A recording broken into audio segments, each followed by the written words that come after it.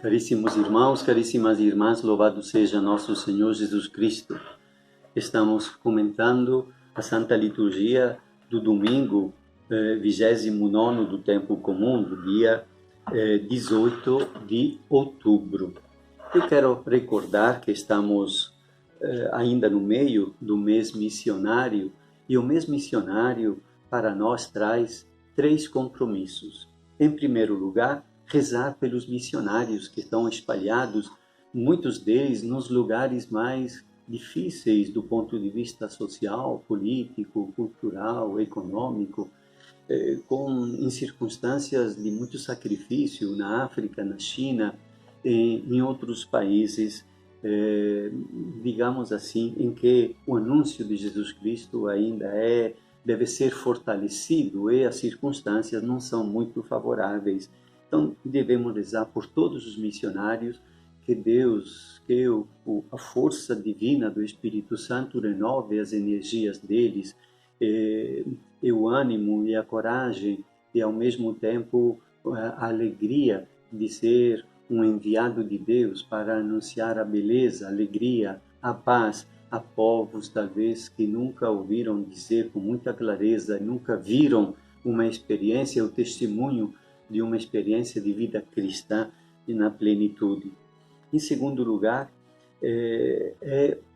durante este mês, e exatamente no dia de hoje, neste domingo, 18 de outubro, somos convidados a fazer uma coleta. É o mundo inteiro que faz isto. O mundo inteiro, onde tem comunidades católicas, é feita esta coleta, que serve exatamente para manter, sustentar esta atividade missionária de evangelização.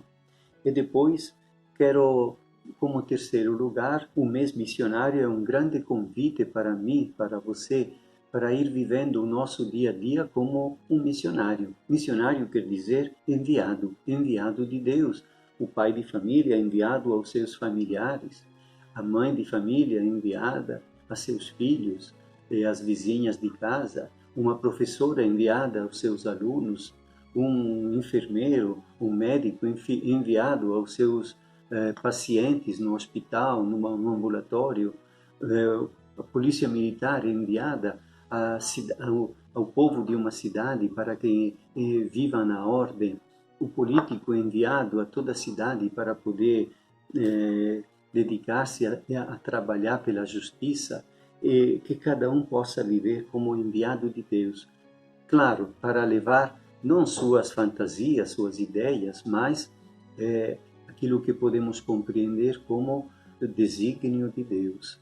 E a notícia da sua presença e da sua misericórdia e da sua potência divina que vence o mal e vence a morte. Este é ser enviado de Deus, para ir construindo um mundo de irmãos, de verdadeira vida fraterna, de caridade atenta às necessidades de cada um. Então, o mês missionário bem vivido vai trazendo uma grande mudança no coração de cada um. E, quem sabe, com a graça de Deus, pode trazer mudanças também no nosso comportamento, nas atitudes, na maneira com a qual dirigimos a palavra às outras pessoas, na maneira como enfrentamos os momentos de conflito, quando surge no nosso coração um sentimento de ira, se estamos ali como enviado de Deus, até isso é modificado, é plasmado de uma maneira mais positiva. Quero comentar agora a primeira leitura, que nos recorda que Deus, aliás, também o Evangelho, a liturgia hoje nos recorda que Deus é o Senhor de todos. Ele é o Criador de tudo que existe. Ele é o Pai. Ele é o Todo-Poderoso. A primeira leitura é tirada do profeta Isaías e fala de Ciro. Ciro era o imperador da Babilônia, que sucedeu a Nabucodonosor. E Ciro, portanto, era um pagão, mas o profeta fala: tomei Ciro pela mão para submeter os povos a seu domínio, etc, etc. o que é que tinha acontecido? A circunstância aqui é histórica, não se trata de doutrina, nem de uma regra de moralidade, mas de um fato que aconteceu quase 600 anos antes de Cristo. O povo de Israel, pela infidelidade a Deus, acabou sendo derrotado militarmente por Nabucodonosor e homens fortes e mulheres jovens foram levadas como servos, como escravos, para a Babilônia. Mas depois de alguns anos, depois de 70 anos mais ou menos, que eles estavam nessa situação de servidão,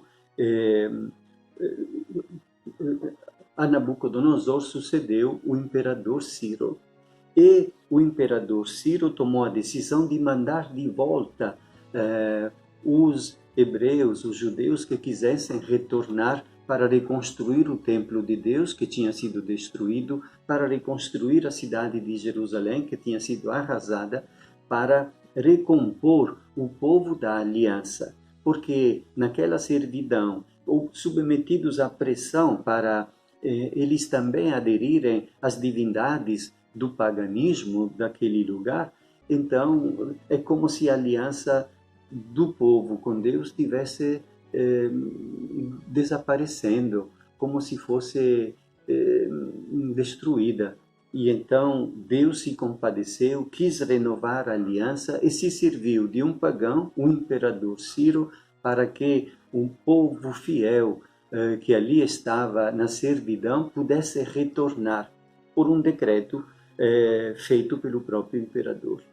E assim isto aconteceu, e com muitas dificuldades, um punhado de gente que tinha permanecido fiel à antiga aliança retornou, e Ciro foi considerado como um instrumento de Deus para a volta e para que a aliança do povo de Deus com ele fosse renovada completamente. Portanto, Deus diz que até Ciro é sua criatura. E ele, então, inspirado por Deus, mandou de volta os judeus à sua terra para reconstruir o templo e renovar a aliança. No Evangelho, nós temos um debate dos fariseus com Jesus. Eles começam elogiando Jesus, que é sempre muito justo e não julga pelas aparências, etc. Mas depois colocam um problema sério e grave, um problema que, no entanto, na maneira como foi proposto, era uma armadilha para ver se Jesus caía naquela armadilha para poder denunciá-lo aos romanos que estavam ocupando a Palestina, a terra onde estes fatos estavam acontecendo. A Palestina, então, a terra onde Jesus atuava, era ocupada pelo Império Romano. E os herodianos colaboravam com o Império e consideravam legítimo pagar o imposto a César. Os fariseus, no entanto, consideravam ilícito o imposto. E, claro, colocando a pergunta a Jesus, faziam com que, qualquer que fosse a resposta, ele resultasse odioso ou a um grupo ou ao outro. E então Jesus pede para que mostrem a moeda, e lá naquela moeda tem a imagem de César, o imperador. Então Jesus disse: então dai a César o que é de César. Mas nós louvamos, na realidade, nós que somos ligados à aliança com Deus, a imagem de Deus, porque nós fomos criados à imagem e semelhança. E então, e por isso disse Jesus: e dai a Deus o que é de Deus. E aí nós poderíamos acrescentar, inclusive, dai a Deus o próprio César, o imperador, porque ele também é imagem e semelhança de Deus. Então, o que com isto nós queremos entender? Que Estado e a Igreja estão subordinados a Deus. E, portanto, qualquer que seja o Estado, da direita, da esquerda, mais para cá, mais para lá, etc., também deve defender a dignidade de cada pessoa humana.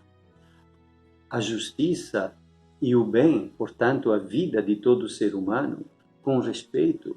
E cabe a nós, que temos consciência de que somos imagem e semelhança de Deus, reconhecermos a imagem que Deus deixa estampada no nosso rosto, no rosto de cada pessoa, para podermos valorizar relacionamentos de verdadeira amizade fraterna e criar um ambiente mais humano, de verdadeiro respeito, mais fraterno, de maior paz, porque valorizamos e veneramos esta imagem divina que encontramos no rosto de cada pessoa. Isto começa a fazer a diferença também na vida de toda a sociedade. Te abençoe, Deus Todo-Poderoso, Pai, Filho e Espírito Santo. Amém.